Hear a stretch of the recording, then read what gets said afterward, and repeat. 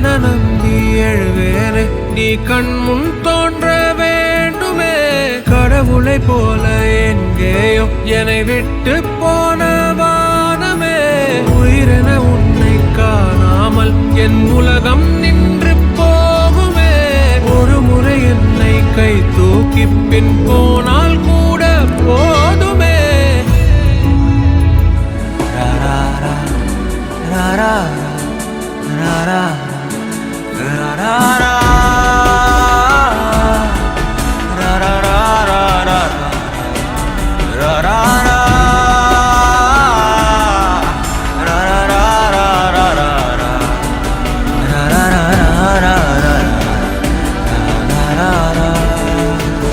பொதுவா நம்ம எங்கேயாவது தூரமா போகும்போது வீட்டுல இருக்கவங்க எப்படி மிஸ் பண்ணுவாங்களோ அதுக்கு ஈக்குவலா நம்மளுடைய செல்ல பிராணிகளும் நம்மள அவ்வளவு அழகா நேசிப்பாங்கல்ல. அர்ச்சனா உதயன் அப்படின்றவங்க அவங்களோட இன்ஸ்டாகிராம் பேஜ்ல வீடியோ ஒண்ணு போஸ்ட் பண்ணிருக்காங்க.